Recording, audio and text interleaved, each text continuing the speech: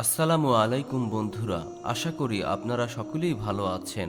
পৃথিবীর অধিকাংশ প্রাণীর জবান থাকলেও মাছেদের জবান নাই কেন? মাছ কেন পানিতেই বসবাস করে?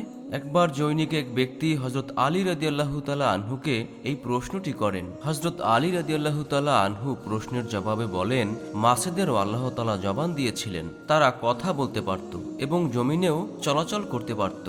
কিন্তু আফসোস, এই মাছ নিজের উপর জুলুম করেছে, যার ফলে আল্লাহ তাআলা তার থেকে কথা বলার ক্ষমতা কেড়ে নিয়েছেন। তারপরে জমিনে চলাচল করার মতো ক্ষমতাও কেড়ে নিয়েছেন। পরিপূর্ণভাবে তাদেরকে একমাত্র জলজ প্রাণীতে পরিণত করেছেন। সে আগন্তুক ব্যক্তি জিজ্ঞেস করল, হে আলী, মাছেরা নিজের উপর কি জুলুম করেছে?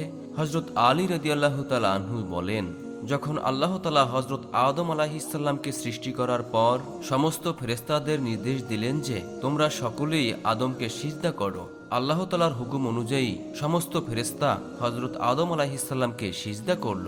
কিন্তু ইবলিস শয়তান হজরত আদম আলাইহিসসালামকে সিজদা করতে অস্বীকৃতি জানালো। ইবলিস আল্লাহ তাআলার হুকুম অমান্য করে বলতে লাগলো, আপনি আমাকে আগুন থেকে সৃষ্টি করেছেন আর আদমকে সামান্য মাটি থেকে, যার ফলে আল্লাহ তাআলা ইবলিসকে জান্নাত থেকে বের করে দিলেন। ইবলিস শয়তান জান্নাত থেকে বিতাড়িত হয়ে জমিনে এসে পড়ল। চিৎকার করে জমিনের সকল মাখলুককে বলতে লাগলো, সাবধান, মানুষ এসে পৃথিবীতে জুলুম ও অত্যাচার করে বেড়াবে। সেই সময়ে মাছেরা জমিনে চলাচল করতে পারত এবং পানিতেও চলাচল করতে পারত, অর্থাৎ তারা উভয় স্থানেই বিচরণ করতে পারত এবং তারা কথাও বলতে পারত। ইবলিস শয়তান সকল প্রাণীদের মধ্যে সর্বপ্রথম মাছকে ধোঁকা দিয়েছিল। ইবলিস শয়তান মাছদেরকে বলল, মানুষ যখন পৃথিবীতে আসবে তখন তারা নিজেদের ক্ষুধা মেটানোর জন্য তোমাদেরকে জীবিত অবস্থায় চাকুর সাহায্যে কেটে টুকরো টুকরো করবে এবং তোমাদেরকে রান্না করে খেয়ে ফেলবে। ইবলিস শয়তান থেকে মাছ যখন এ সমস্ত কথা শুনল, তখন সে সমুদ্রের অন্যান্য প্রাণীদের মধ্যে উক্ত ঘটনা বলে মানুষের বিরুদ্ধে সবাইকে একত্রিত করতে লাগলো, যার ফলে আল্লাহ তাআলা মাছদের কথা বলার ক্ষমতা কেড়ে নেন এবং মাছেদের জবান হারা হয়ে যায়। পাশাপাশি আল্লাহ তাআলা মাছদের ব্যাপারে এই বিধান জারি করেন যে কোনো মানুষকে মাছদেরকে জবাই করতে হবে না, তাদেরকে জীবিত ও মৃত উভয় অবস্থায় কাটা যাবে। অন্য প্রাণীদের ক্ষেত্রে আল্লাহর নাম নিয়ে জবাই করার যে বিধান প্রযোজ্য, মাছেদের ক্ষেত্রে তা প্রযোজ্য হবে না, কেননা তাদের জীবনকে আল্লাহ তাআলা পানির মধ্যেই সীমাবদ্ধ করে দিয়েছেন। মাছদের উদ্দেশ্য বলা হলো, তোমাদেরকে যখনই পানি থেকে উঠানো হবে তখন তোমরা নিজেরাই ছটফট করতে করতে মারা যাবে।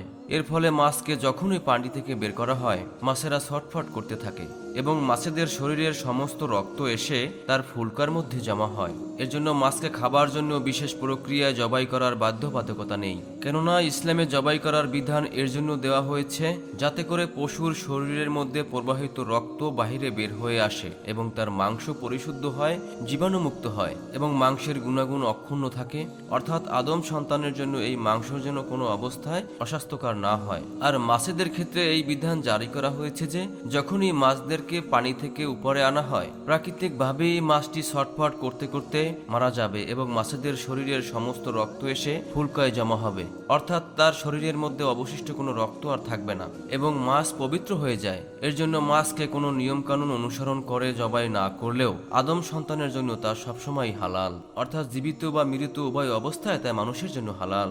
সুবহানাল্লাহ। দর্শক, ভিডিওটি এই পর্যন্তই। ভিডিওটি ভালো লাগলে আমাদের চ্যানেলটি সাবস্ক্রাইব করুন এবং পাশে থাকা বেল আইকনটি অন করে দিন। সবাই ভালো থাকুন, সুস্থ থাকুন। আল্লাহ হাফেজ।